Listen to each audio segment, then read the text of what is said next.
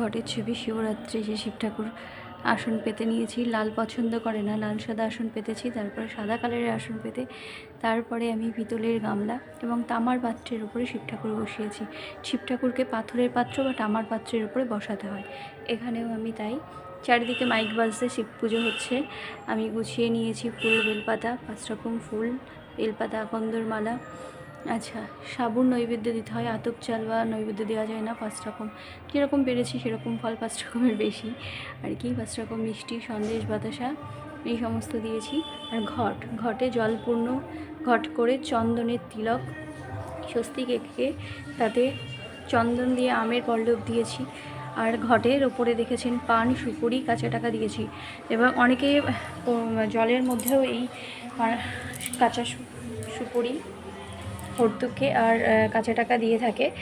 আর একই বাড়িতে দুটো শিবলিঙ্গ নাকি রাখতে নেই, কিন্তু আমার বাড়িতে দুটো শিবলিঙ্গ, একটা আমার ছেলের জন্য প্রতিষ্ঠান করতে হয়েছিল, জ্যোতিষী বলেছিলেন আমার যখন বাচ্চা হতো না তখন। আর একটা হচ্ছে আমার স্বামীর জন্য।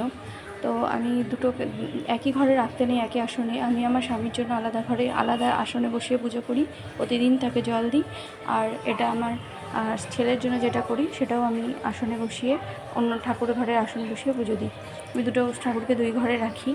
আর এই পাশে সিদে সাজিয়ে নিয়েছি মুগ ডাল, তেল, 5 রকম সবজি, চাল। আর এখানে আরতি করার সমস্ত জিনিস। আর 16 কলার ছড়া গুছিয়ে রেখেছি, ঠাকুরের গামছা গুছিয়ে রেখেছি। মহাদেব লাল কালারের কোনো কিছু পছন্দ করেন না, এই জন্য হচ্ছে মহাদেবের জন্য নীল কালারের গামছা আনা হয়েছে।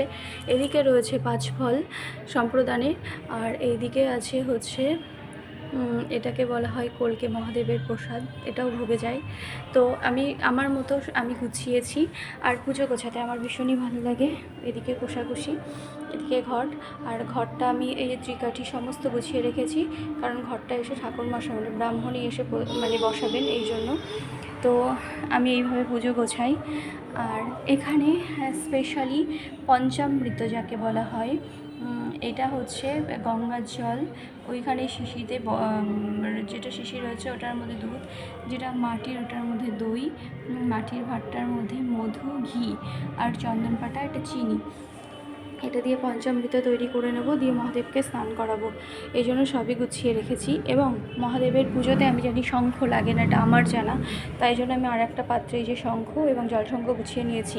কারণ মহাদেবের অভিষেক বা স্নান করানোর সময় অনেক দেবতাদেরকেই দেখা যায় যে জলশঙ্খ দিয়ে স্নান করানো হয় বা আরতি করা হয়, কিন্তু মহাদেব শঙ্খের এসে পছন্দ করেন না। তবুও গুছিয়ে রেখেছি, কারণ ব্রাহ্মণ যদি বলেন তাহলে দিতে হবে, নানা জনের নানা মত। তো আমি এইভাবে গুছিয়েছি। আমার পুজো গোছানো কেমন লাগলো আপনারা একটুখানি কমেন্ট করে জানাবেন। ভালো লাগলে একটু সাবস্ক্রাইব করে দেবেন, লাইক, কমেন্ট, শেয়ার, এটুকু তো আশা আপনাদের থেকে করতেই পারি। এখনকার মতো এই পর্যন্তই, দেখা হচ্ছে নেক্সট অন্য কোনো ব্লগে।